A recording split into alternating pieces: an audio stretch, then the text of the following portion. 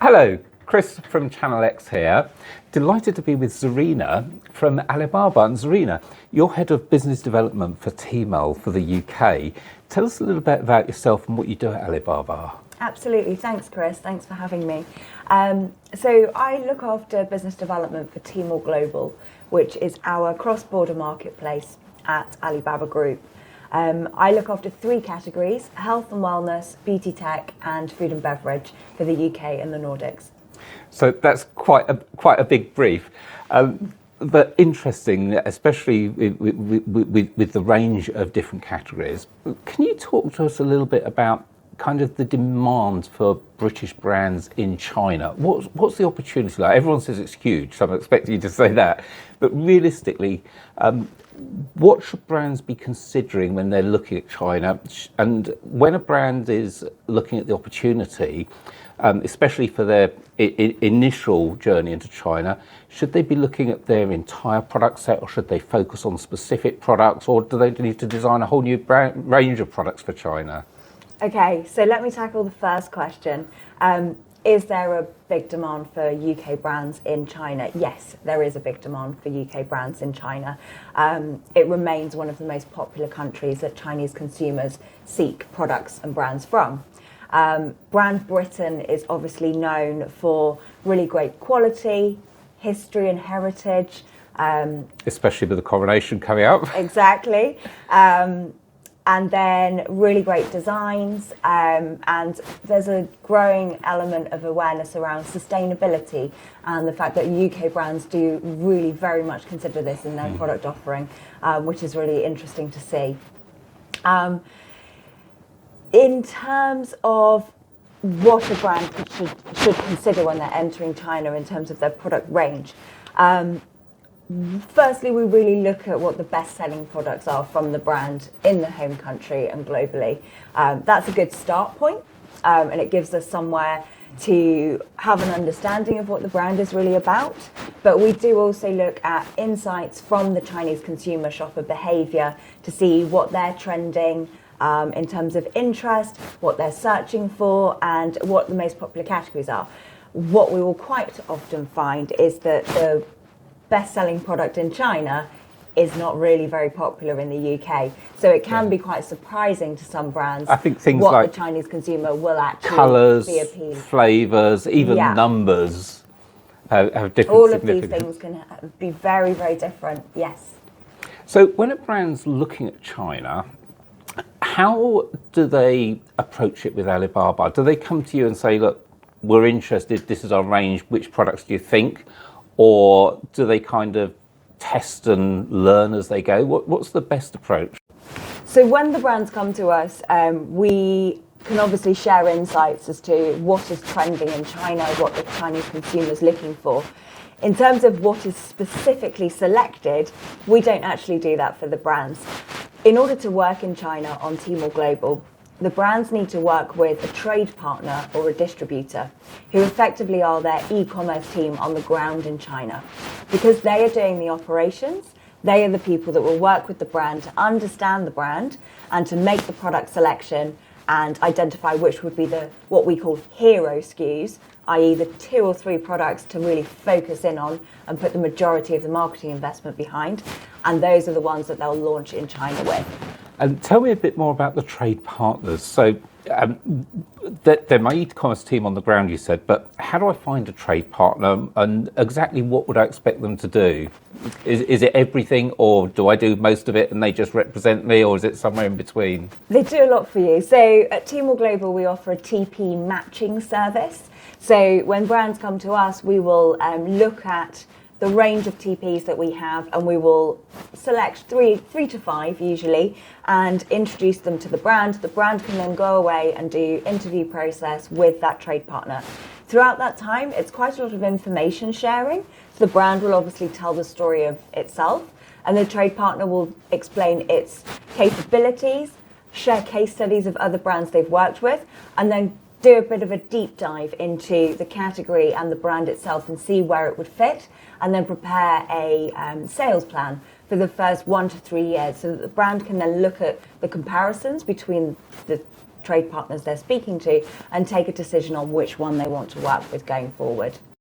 So I know that people watching this are going to have a lot of questions about Tmall and Tmall Global. Can you just explain what the difference between the two is, please? Absolutely. So Tmall.com is Tmall domestic. In order to operate on that platform, you need to have operations locally in China. This tends to be for much larger brands who are very established.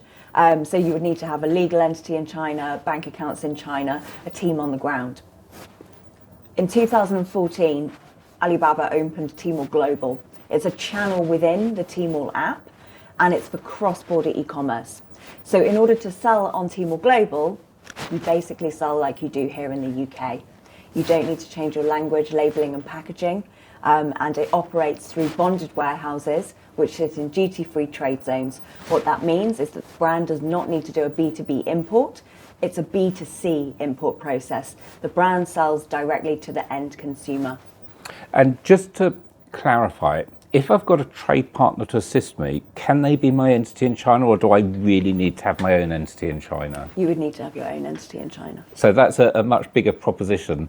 So Tmall Global, just run me through that again. That means I can be based in the UK with my trade partner in China. Yes. Sell into China, and the regulatory side is relatively simple in comparison to actually setting up on Tmall itself. When you're selling on Tmall Global, you adhere to the regulations in your home country. So that's a massive advantage, particularly for categories such as health, where it's very, very challenging to register locally for products in China. So a huge advantage. And tell me, how can Tmall actually support UK brands and retailers that want to sell in China? What can we actually expect from Tmall themselves? I think one of the biggest advantages that we hear from customers is that we have a team here on the ground in the UK, and we have several offices across Europe and the rest of the world. So brands that are selling internationally have a face and a contact in their home country who they can come to for support and advice. Our mission as a business is to make it easy to do business anywhere. So part of that is us being here. And throughout the process, we're always available to support the brands. And can you give me a couple of examples of UK brands that have launched successfully on Tmall, and tell us a little bit about their journey and how they got started and what their initial sales were like? Yes, hard to select just two, but the two that I'd like to highlight today are firstly Vitabiotics. They've been working with us for around 7 or 8 years now. And what's interesting about the way that Vitabiotics have approached their strategy in China is the way that they've segmented it to reach specific customers. They started with Pregnacare, their mother and baby product, which is very well established in the market now. This was able to really gain a loyalty and a trust with consumers in China. And obviously it goes through several years of a woman's journey from pre and post pregnancy. So they're known as a very trusted brand from Pregnacare. They later then opened a health store. So through that store, they were able to offer their Well Man, Well Woman, their Vision Ace, their Joint Ace products. So really tapping into a much broader spectrum of Chinese consumer. But with 70% of the customers on Tmall Global being female, it was a natural progression that the woman that knew the brand from Pregnacare would then start to purchase other products to treat specific ailments, injuries, complaints. One of the most successful products was actually their Vision Ace product, which traditionally in the West is only purchased when your eyes start to degenerate. So once macular degeneration has really set in. But in China, they act very preventatively rather than reactively with their health. So it's a very young consumer who's purchasing the Vitabiotics Vision Ace product to protect their eyes from screen time.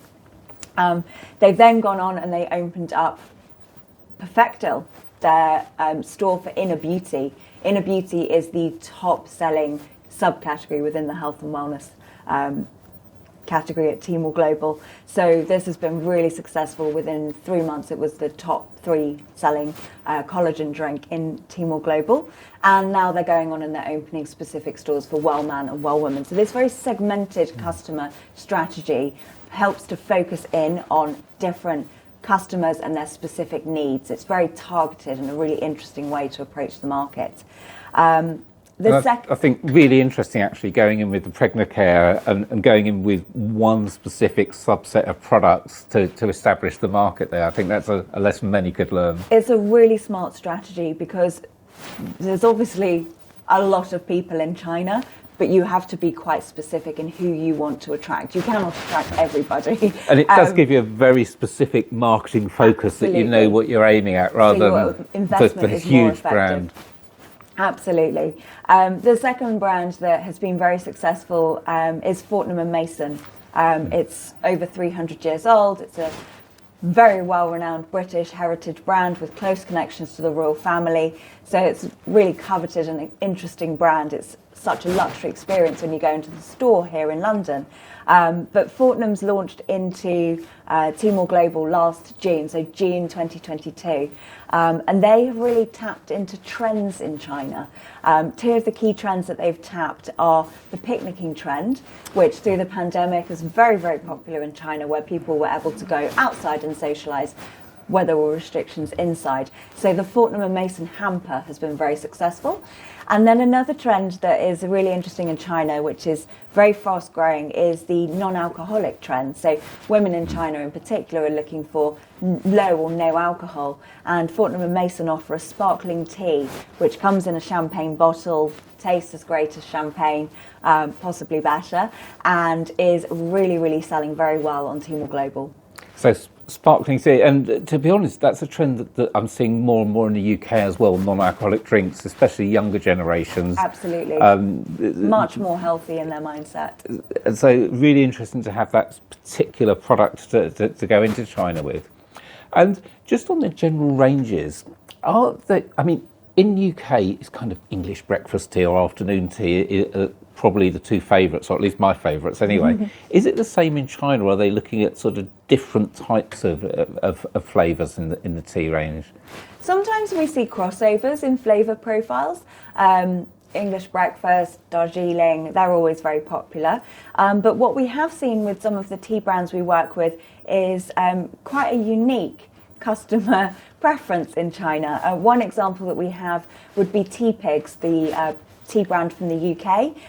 One of their most popular flavours in China is actually their chocolate flake tea. Chocolate flake tea? You wouldn't believe it, would you?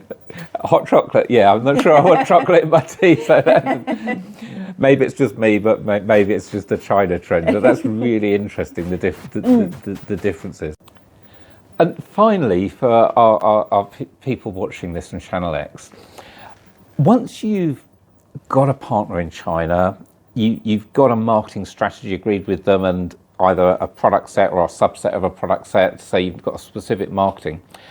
How do you actually engage with the Chinese consumer? And is this something that you should be thinking about doing, or is it something that you should be working with your trading partner to do? Really, the trade partner are the ones who are operating, because as I said, they're like your e-commerce team on the ground in China. They will prepare a marketing strategy for the brand, but the wisest brands would always work very closely with the trade partners in order to understand it and then go through the journey with them and ensure that they're providing the right level of content. Content is really key in China. They consume a lot of content. They do deep research into a product before they will make a purchase, which is why when you use the Tmall Global app, you will find there's an almost endless scroll of content in each flagship store and also within the product display page of the specific SKUs. So the best way to engage with the Chinese consumer is to start off by engaging with Tmall Global's on-platform marketing activities, and the trade partner will devise a marketing plan that covers all of the different elements. One of the most exciting elements is, of course, live streaming and working with key opinion leaders. So this is generally a fairly unique experience for brands from the UK because it's much more advanced in China than it is in the UK, in the West. So it's really great for them to have that opportunity to take part in it. And they're relatively informal, and they can happen quite quickly. You know, your brand can launch in, say, January the 1st, and within a couple of weeks, there might be an opportunity to engage in a live stream. So the other exciting element about working in China is that you can really test and learn. You can really just try something out, get the insights, understand the customer reaction to it by seeing the sales and the engagement, and then if it's successful, you repeat and you evolve. If it's not, you just try something different, and that's a really, really exciting part about working in the market. Mm-hmm. And finally, while we're talking about marketing, Alibaba has some big events throughout the year. What are the kind of the key dates? And we all know sort of the 11/11 date, but and Chinese New Year, of course. But how much can a UK brand engage with these events, and how can they use them to boost sales? Of course, 11/11 Global Shopping Festival is the big one, the one that most people have heard of. But there are two other really key dates, which are what we call mega campaigns, mega shopping festivals. So you've got Singles, which is the Singles Day, which is the 11/11 for treating yourself. Is the big one. The second largest is the 618 Festival, which takes place in the summer on the 18th of June. And one which I think is my personal favourite is actually 38, which is Queen's Day or Women's Day. So it takes place on International Women's Day, and it's a really great moment because you can offer gifting across our most popular categories of health and wellness, beauty, mother and baby. Those are the most popular sort of areas for gifting. So it's a really exciting time for many of our UK brands to be able to reach the Chinese consumer. So, Zarina, thank you so much. We've covered an awful lot today. Pleasure. For those that want to find out more and reach out to you and Tmall, where's the first place they should go? Is it web? Is it email? How do they get in touch? The best way to get in touch is to contact me. I'm sure we can share my details, or people can find me on LinkedIn, and then you're very welcome to come to our offices here in Millbank in London, and we can have a meeting and go from there. And maybe see the orange phone box. See the orange phone box yourself. So we'll make sure Zarina's details are below this video. Thank you for watching, and Zarina, thank you so much for your time. You're most welcome, Chris. Thank you.